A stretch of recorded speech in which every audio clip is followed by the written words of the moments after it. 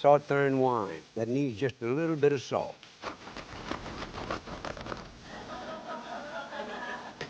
You got to admit that pretty. Oh, wait a minute. You know I forgot the most important thing? Yes. Oh, it's looking good. I guarantee that's a fine one. Oh, boy.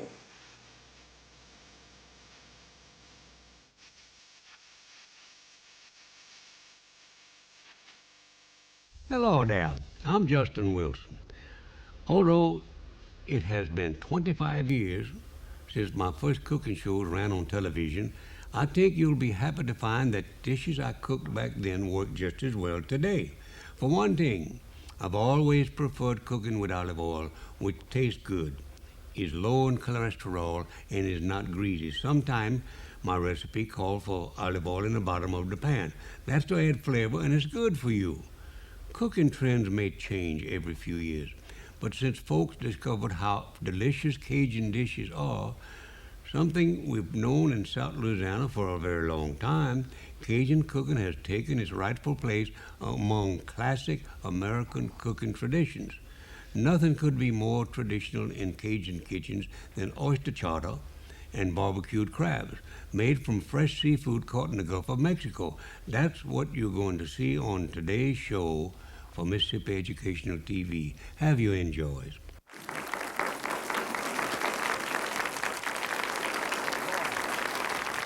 How y'all are? I'm glad for you to see me, I guarantee. You know, I always like to start these things off with the story, and we're chopping up the various things we're going to put into one of the dishes we're going to cook today. It made me think about these two friends when we would live down near Prairieville, down near where I live, about 9 miles from where I live. And they both got a garden that they plant in cahoot with each other. You know, that's together. You know, that's a partnership cahoot. And they were just getting ready to plant it one time, and it started to rain, like it's been raining around here, you know, for the last few days. And it rained, and they got one plow mule that they used between them. And they looked at that old mule out there standing around there in that rain, and one of them said, you know, we ought to have a stable for them mule, because he gonna catch pneumonia or something out there, and we got a good mule you trained to plow is hard to get. He said, yeah, you know that's the truth. We better did. You got some old scrap lumber? He said, yeah, I got some too. He said, well, as soon as it stopped raining, let's make a stable and put him on that, a barn. So they wait till it stopped raining, they go out there and they build one of them, how you call stable, a stall with a shed and everything, and they go get them old mule. One of them say, I'll go get him. So he got his rope and he went and got him, put him on that mule's neck, brought him up there. Thought they took him in that stable, and they built the door real low, and that old mule started going to hit his ears on that door, and he back off real fast. One of them said, look at that, you know something? We're going to have to trim that mule's ears. That door just a little bit too long to go in them door. One of them say, you know, you rat, you got a straight razor? He said, oh, yeah. He said, go get, I got some axle grease, and we'll trim them ears right now. Well, he go get his straight razor, and the other go get his axle grease, and he brought it back there, and they get the mule, and one of them got that mule by the ear, biting on it, trying to make him stay still. And one of them nephew walk up. He said, what y'all trying to do there, huh? Oh, he said, this mule's ears is too long for them door to go in there, and we're gonna trim his ears a little bit so he can go in there. Nephew said, well, wait just a minute, all you gotta do is just dig a little hole. They said, well, thank you very much. And he walk off. He get out of earshot there, and his uncle say, you know, that's a good boy. He been to Mississippi State now for 4 years. And they don't taught him you got to dig you ain't got to dig no hole to trim a mule's ears, I'll guarantee. Now, what we're gonna do today, we're gonna cook oyster chowder and barbecue crab. That's what we're gonna do. The first thing I'm going to do is show you something about crab. A lot of people don't know these sort of things about crab.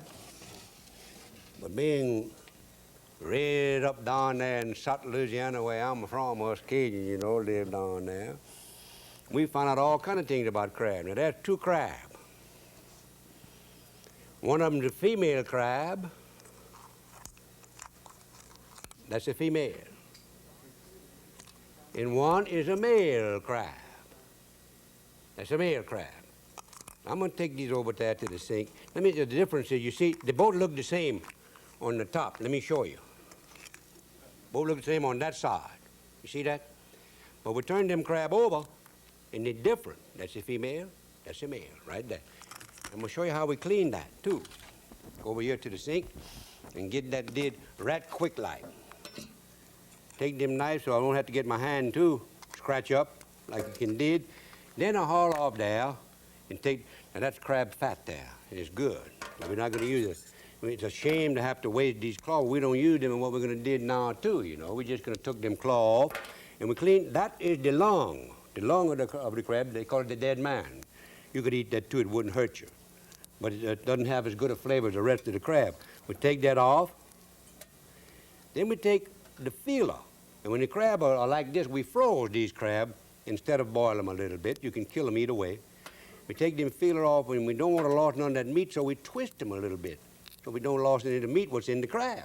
Because that meat's kind of hard to get in on a crab, you know that. So now, we got that one's most clean. We take this out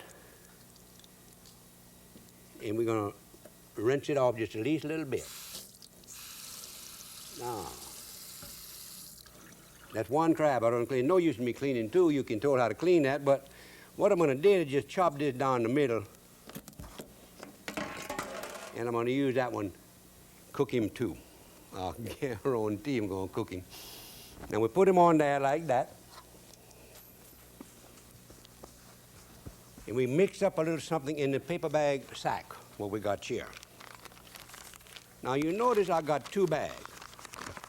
That's because they get a little juice on that from them crab, and it'll go through the sack. We don't want it to did that. Let me tell you about this barbecue crab. I tried to find out that recipe, I know, for 3 years. In Lafayette, I'd go to the man's place and I'd eat them crab, and I'd say, I'd love to see you cook them crab. No, that's a house secret. We're not going to show you that. So what I did, I said, my friend, what you need to do is have a few drink with me. And he had a few drink with me. Must have cost me a fortune. Must have cost me at least $3,000 to get him drunk enough full time to get the recipe from the crab. And then when I got the recipe, it's so simple. He ain't barbecued nothing. He ain't got no fire. I wanted to see him see where they started the fire. It wouldn't show me nothing.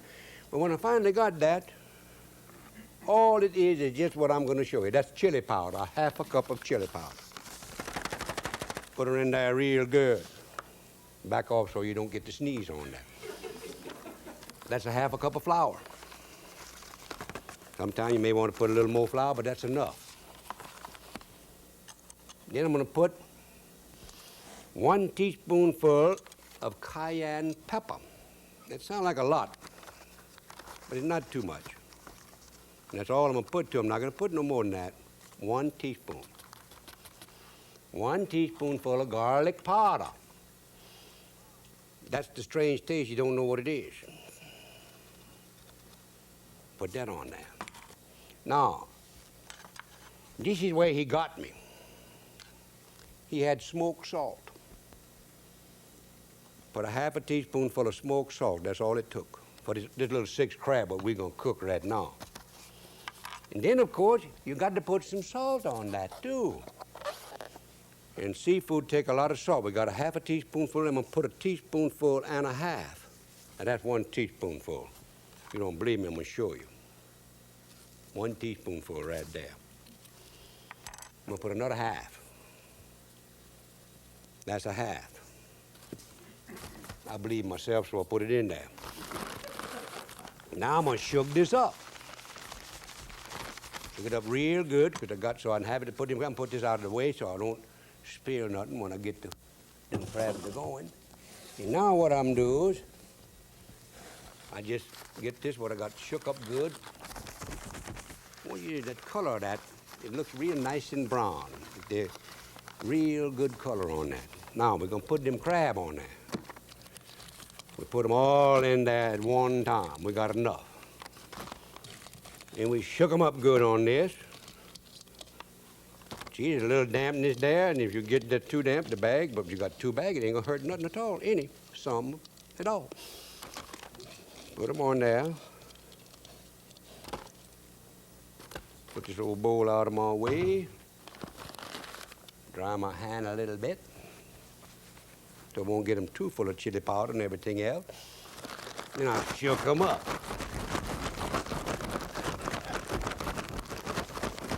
Shook me along with it just at least a little bit. Then I've got this at 360 degrees, needs shooking just at least a little bit more. Got them. There we go. Doesn't take them long to cook, no. See there? Just right. 360, 365. But be sure it's that hot.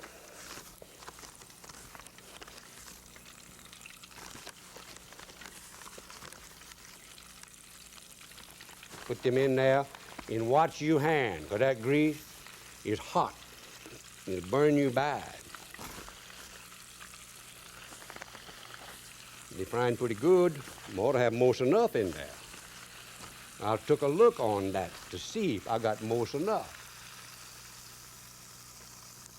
Not quite enough. I've got to put some more. Put about 3 or 2 more in there and let them cook. Keep these shook up right here, because that's enough in there, Randy. But I got to go wash that chili powder and hot pepper off my hand. Whew. I want to tell you, that gets hot. And you rub your eyeball with that on your hand, and it's just too bad. Wow! Until you scratch your elbow, that'll burn. Get that off of there real quick. Now what we're gonna do, get my hand dried at least a little bit. We're gonna go back over there and fix some oyster chowder. Right now. We got everything fixed right here, ready to go. Move this a little bit that way. Put this here. And put this up here too. So I got everything at the same place where I need it all at one time. Now right here I got a pot, what I'm gonna make this oyster chowder in. I want to tell you something. You know, seeing them crab there cooking. The last time I cooked them, really had a good time. Was during football season, and I love the game of football. I really do. In fact, I coached it one year, and that's all we're gonna say about that. And I've seen a lot of football fans in my lifetime. I really have. I've been to practically every major stadium in the United States and a lot of minor ones too. And I've seen a lot of football fans. Every state has them at their favorite college and university. But I want to tell you something. The most rabid fan, the most devoted fan, the most devout, the most hydrophobic football fan in the world is a Louisiana Cajun who lives on the Mississippi River between Baton Rouge and New Orleans and the bayous of South Louisiana, who follow the Tigers of LUS in Baton Rouge. They believe in those Tigers so much they bet on the replay, I guarantee. And they broke us there a couple of times too, I want you to know. Now, I'm gonna put in this pan right here a half a cup of olive oil. That's 4 ounces of olive oil. Put that on there. That sounds good going out of that bottle there, I guarantee. And then into this, got a good ring. I'm gonna put some onion. That's just 1 cup of those twin beds invention fruit. And a cup of celery, chopped. Real good. Frying already, that's good. Now I got some parsleys I'm gonna put on there. I'm gonna let that cook just at least a little bit. I got to, because before I put in the garlic. Now this potato, this is a cup of potato, but I've been fudging a little bit. I got some already fixed. They got to cook till they're tender before you put them into this chowder. Now I got to get this around. Boy, that chili powder got to me, I'll guarantee. I'm gonna cook these onions and these celery until they're clear, so you can see through them. And it won't be long doing that too, I'll tell you that for sure. But while I'm doing it, I better take a look at these crabs.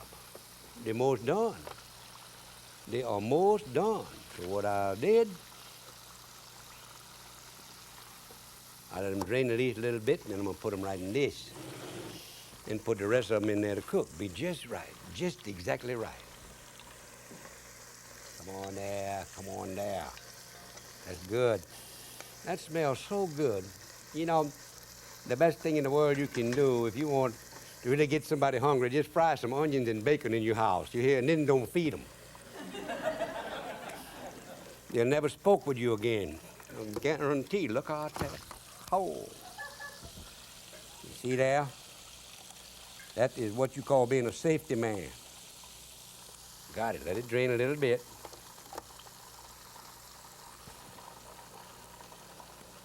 You see that little handle on there was up too far, and that's what made that thing do that, and that's bad. Now,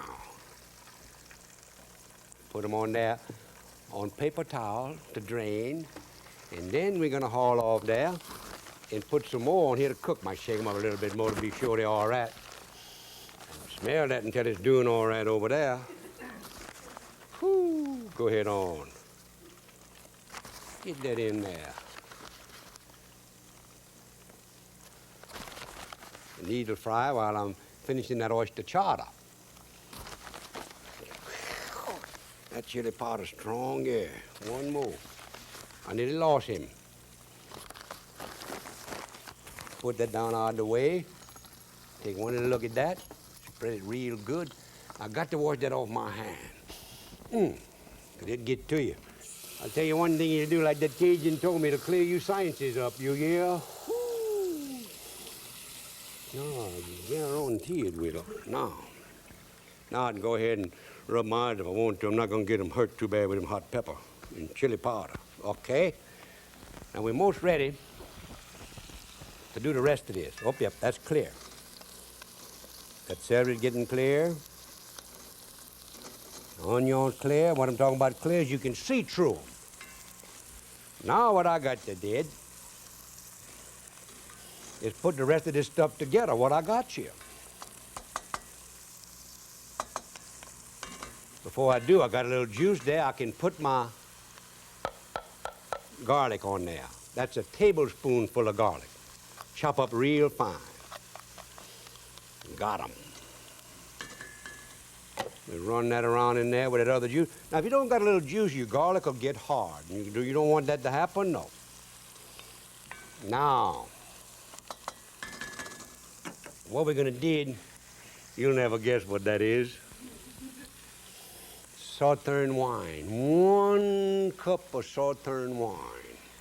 I'm gonna put that in right here with this juice that I got right here of the oyster. That's good. Then I'm gonna put 1 tablespoonful of soy sauce. You know, this is the base for all Worcestershire sauces. This right here is. And I want to tell you, it's good. Got that there? I'm gonna put 1 teaspoonful of Louisiana hot sauce. Now, if you're gonna use Tabasco sauce, it's made from Tabasco peppers. This is made from cayenne peppers. You use a half a teaspoonful because it's a little bit hotter. I want to be sure I get all of that. Then I'm going to put 2 teaspoonfuls of salt on this. That's 2 teaspoons. And I'm going to stir this because I don't want it to burn. No, you don't want that to happen. It's looking good. Looking just bon, how you call. That means just good. Yay, my goodness alive, yeah. It smells good. Oh, boy, but I'll tell you one thing. I want you to know that chili powder got me. Now I got it. And this right here is the juice from the oysters, and I washed them some more in some oysters, and I put that in there. It look like it's dirty, but it's not. There's nothing but juice from the oysters plus them soy sauce. Now I got a little more left in here. I want to be sure I put that too. Now right here, I got some potato. You see them potatoes? I'm gonna put them in there right now. I don't want to miss none of that, no. All them potatoes go. We're gonna put that, we bring all this to a boil. All this we're gonna bring to a boil. We don't put them oysters in there. You notice I don't put them oysters in there? A lot of people say when you make oyster stew and things like that to just put the oysters and let them cook just a few minutes. No, this is gonna cook 6 hours. Them oysters ain't never gonna boil. I guarantee it's gonna be good too. When I make oyster stew, I cook it overnight. But I just let it simmer. I don't ever put, I just put them in there like this, like I think they're supposed to go. Come on now and boil. What you got to do is boil. And I got to take this crab off too because they both did. Not quite. Now they are, I guarantee. You notice I got that thing down there where the thing's not gonna did that to me. Like it did. Let those drain just at least a little bit there. Now I'm gonna put them over here with the rest of these. Man, that smells good. Wow. Oh, gee, I'm gonna get with that myself. Barbecued crab. They look barbecued too, don't they? Turn this off so it won't burn somebody. Now, this is just about to come and brought itself to a boil. But while I'm here, I might just as well mix up a little something that I sometimes put in when I make a seafood sauce, I make all my own mustard, things like that to put in it. This is dry mustard, all that is. And it's hot. When you put it with something else, it's hot, yeah. And what I use, half of, I use a whole jar of that. It's half mustard. You see that that I've got on there. And powdered horseradish. Whoo, hoo, hoo. And you talk about clear you sciences up, man. This will did it. You don't have to go to no doctor for that. You just get too much of this horseradish in something and you'll cry and your sciences will clear up and somebody think you lost your best friend and all that stuff. Whew, man. I guarantee. Now I'm gonna mix these dry ingredients real good so that they will mix up good when I put the other ingredient on that. And the only other ingredient I got here, I use wine vinegar you would call it, not knowing no better, you know.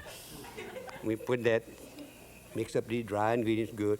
Now as you get this mixed up, you put it in a jar and cover it. You got to keep it covered. And see how pretty that's turning into something else there? Put this out of the way there. You see that? That's getting real, changing color. And we put the wine vinegar in, it's gonna change color some more. But you got to mix this up good so that you can have an even mixture when you put the juice on it. Now we put the juice. We'll take this over there in case I get enough juice without shook, and I don't want to shook. Look out there now. See if that's enough. No, that's not enough. Be willing to bet. That's not enough.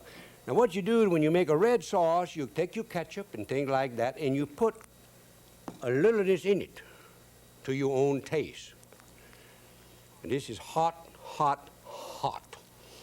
You keep it in your refrigerator with your top on it all the time. And you want to make it where it's kind of like a cream sauce. Because as it gets older, it gets drier. There isn't quite enough juice on there yet. Now this will be enough juice, I know. Not quite. No, that is. We'll close this back up. I don't want to knock that over on somebody. Put it back down there, and we're going to mix that up. Whew. There you go. That's mixed. We're going to put that in a jar, put the lid on it, and keep it in your ice box. Now, I got to put the oyster on this. Don't forget the oysters. You stand in your chowder because it done brought itself to a boil. You put that down on a simmer. Stir them in there good. Put the lid on it.